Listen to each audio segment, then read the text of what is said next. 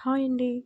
Welcome to story book audio. ఈ కథ మీకు నచ్చినట్లయితే లైక్ చేయండి, షేర్ చేయండి, సబ్స్క్రైబ్ చేయండి. అన్నీ అక్కడే తిందాం కానీ నువ్వు బట్టలు సర్దుకున్నావా? లేదా? లేదు నానమ్మ, సర్దుకోలేదు. ఏ? ఎందుకు సర్దుకోలేదు? నీకు మరీ మరీ చెప్పాను కదా సర్దుకోమని. అక్కడికి రావటం నాకు ఇష్టం లేదు నానమ్మ. ఏంటి? షాక్ అయ్యింది భువన. ఏ పిచ్చికాని పట్టిందా? రాను అంటున్నావు. నీకా మరీ మరీ చెప్పాను కదా మా. నీకోసం తెలిసే కదా నాన్నని అడిగాను. ఆయన ఒప్పుకున్నాడు కదా నానమ్మ. ఎవరు ఒప్పుకున్నా సరే నేను వదిన కోసం ఆలోచించే రావటం లేదు. నలుగురు వచ్చి నన్ను పలకరించిన తను ఏదోటి పుల్లపెట్టి నన్ను బాధిస్తుంది. పైగా పెద్దబావ చిన్నబావ ఇద్దరు చిన్నప్పటి నుంచి నాతో ఫ్రెండ్లీగా ఉండేవారు. అత్త కూడా నన్ను బాగా చూసుకునేది. కానీ అన్నయ్య ఓర్వలేక నన్ను కొట్టి మరీ ఇక్కడికి తీసుకొని వచ్చాడు. ఇప్పుడు అక్కడికి వెళ్తే నాకు అక్కడే ఉండిపోవాలనిపిస్తుంది. బావ బావ వాళ్ళు ఇద్దరూ నన్ను మధ్యలుగా కాదు తోబుట్టువుగా చూస్తారు. అలాంటి ప్రేమలు చూస్తే నా మనసు అక్కడే బందీ అయిపోతుంది నానమ్మ. కంటతడితో మనుమరాలు అనగానే చలించిపోయింది భువన. నానమ్మ, నాకు ఈ నరకమే స్వర్గం. నేను ఎక్కడికి రాను. బావ వాళ్ళు నాతో క్లోజ్గా ఉన్నా నాన్న నాకు బాధలు పెట్టినా పెడతాడు. ప్లీజ్ ఈ విషయంలో నన్ను ఫోర్స్ చేయకు నానమ్మ. నీ ముఖం భలే మాట్లాడుతున్నావు తింగర్దానా. మామయ్య శరత్తో నీకోసం అన్నీ చెప్పాను. ఏంటి? ఆ, అవును. ఏమని చెప్పావు? షాక్గా అడిగింది. ఒకవేళ ఇంట్లో విషయాలు కానీ చెప్పిందేమో అని. అంత షాక్ అవ్వకు. ఇంట్లో విషయాలు ఏం చెప్పలేదు. అక్కడికి వెళ్ళాక నీకే తెలుస్తుంది. ముందు పద.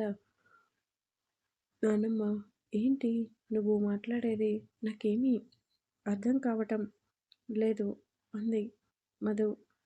నీకు అర్థం కాకపోవడమే మంచిది. కానీ పద బట్టలు సర్దు అని మధుని కిందికి తీసుకుని వచ్చి చేతిలో టవల్ పెట్టి ముందు తలస్నానం చేసేయ్. ఈలోపు కాఫీ పెడతాను అని వంటగదికి వచ్చి కాఫీ పెట్టి బయటకు వచ్చింది. ఇల్లంతా బానే ఉంది అని వాకిలి తుడిచి గుమ్మాలన్నీ తుడిచింది భువన. నానమ్మ, నువ్వు ఎందుకు పనులు చేస్తున్నావు? అయిపోయింది కానీ రా, కాఫీ తాగుదువు అని రెండు కప్లో కాఫీ పోసి మధుకిచ్చింది. ఇద్దరూ కాఫీ తాగారు.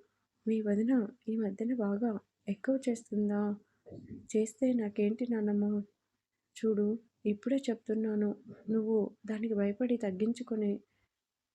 తగ్గించుకొని ఉండకు. ఎక్కువ చేస్తే దుమ్ము దులుపు, లేకపోతే నిన్ను ఒక ఆడేస్తుంది. ఎందుకు నానమ్మ ఇంట్లో గొడవలు? వదిలేయ్ అంది కాఫీ కప్ పక్కన పెడుతూ. "ఉమ్, ఇ- ఉమ్, ఇలానే మంచితనంగా ఉండు. ఏదో ఒక రోజున నిన్ను బయటికి నెట్టేస్తుంది. దాని బుద్ధే మంచిది కాదు. నువ్వు మాత్రం జాగ్రత్తగా ఉండు మధు అని కాఫీ తాగి మధు జుట్టు అంతా తుడిచి చిక్కు తీసి ధూపం వేసింది. ఫంక్షన్కి వెళ్ళటం మధుకి ఇష్టం లేదు. కానీ నానమ్మ చెప్పిన మాటలు ఏంటో తెలుసుకోవాలని ఫంక్షన్కి రెడీ అవుతుంది.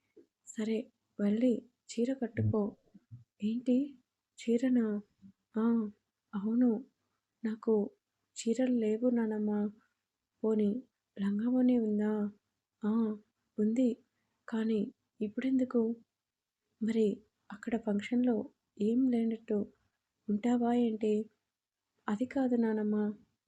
ఏంటి కాదు? రెడీ అవ్వు అని మధు ఎంత చెప్తున్నా వినకుండా లంగావోణి కట్టింది. కాస్త నగలైనా పెట్టుకోవే. మాట్లాడలేదు మధు. ఏంట్రా మాట్లాడావు? అమ్మా, అమ్మ నగలు నా దగ్గర లేవు నానమ్మ. సంవత్సరం క్రితమే వదిన నా దగ్గర ఉన్న బంగారం అంతా తీసుకుంది. ఏంటి? అవును అంది మధు. పళ్ళు నూరింది భువన. నువ్వు ఎలా ఇచ్చావు? కోపంగా అడిగింది. నేను ఎందుకు ఇస్తానమ్మా? నేను ఎందుకు ఇస్తాను? అమ్మ నగలు భద్రంగానే దాచుకున్నాను. నాన్న వదినకి వదిన అమ్మకి నగలు ఇచ్చేయమన్నారు అని ఇచ్చేశాను అంది. తల కొట్టుకుంది భువన. ఎందుకంత పని చేశావు? అమ్మ నగలు కోడలికే కదా అమ్మా వెళ్ళేది. ఇలా మెత్తగా ఉంటే ఎలా మధు? బొత్తిగా అన్నింటికి నోరు మూసుకొని ఉంటున్నావు. ఇలా అయితే రేపు కట్టుకున్న వాడి దగ్గర ఎలా ఉంటావు? వాడు రాక్షసుడు అయినా ఇలానే భరిస్తావా?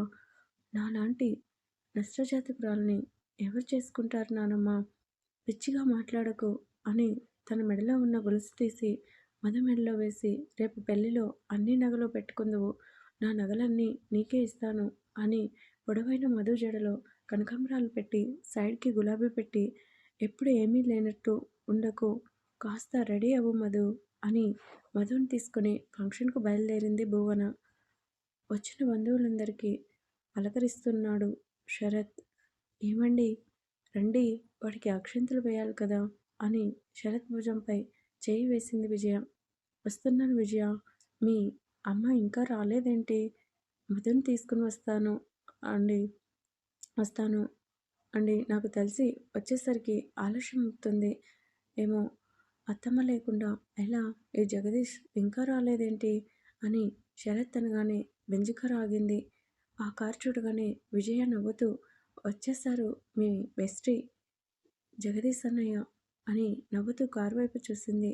విజయ్, మహా, సునంద, జగదీష్ ముగ్గురు కారు దిగారు. వాళ్ళు రాగానే శరత్, విజయ ఆనందం అంతా ఇంత కాదు. రే, ఎప్పుడు రావాలి? ఇంత లేటుగానా వచ్చేది అంటూ జగదీష్ని హత్తుకున్నాడు శరత్. మరేం చేయను, 2 రోజులు ముందే రావాలి. కానీ తెలిసిందే కదా నా పరిస్థితి ఎలా ఉంటుందో. మా అన్నయ్య కూతురు మహా అంటూ మహాని పరిచయం చేశాడు. ఎందుకు తెలియదురా, అప్పుడే పెద్దది అయిపోయింది. మహా, ఎలా ఉన్నావమ్మా? బాగున్నాను అంకుల్ అని పద్ధతిగా నమస్కారం చేసింది. చెల్లి, రండి లోపలికి, ఫంక్షన్ మొదలైంది అని శరత్ అనగానే భువన, మధు అప్పుడే వచ్చారు. విజయ అత్తమ్మ వచ్చింది. రే జగదీష్, మా అత్తమ్మని పరిచయం చేస్తాను ఉండు అనగానే సునంద, మహా, ఇటు జగదీష్ గారు కూడా నడిచి వస్తున్న మధు భువనులని చూశారు. గులాబీ రంగు లంగావోని, గ్రీన్ కలర్ జాకెట్, పరికిణి ఎంతో అందంగా ఉంది మధు. ఆ మెడలో సన్నని గొలుసు, చేతికి వేసుకున్న సన్నని గ్రీన్ కలర్ గాజులు, పాదాలకి మువ్వలు, పట్టీలు. న్యాచురల్గానే మధు ఎంతో అందంగా ఉంటుంది. సింపుల్గా రెడీ అయ్యేసరికి ఇంకా అందంగా ఉంది మధు. అమ్మా, ఏంటి మహా అంది సునంద. చాలా అందంగా ఉంది కదా ఆ అమ్మాయి. అవును, అన్నయ్య కనుక వచ్చి ఉంటే ఈ అమ్మాయి ఖచ్చితంగా మెడలో ఇప్పుడు 3 ముళ్ళు వేసేవాడు అని మహా అనగానే సునంద నవ్వుకుంది. కొనసాగుతుంది. ఆదరిస్తున్న అందరికీ థ్యాంక్ యూ. స్టోరీ నచ్చితే సబ్స్క్రైబ్ చేసుకోండి ఫ్రెండ్స్.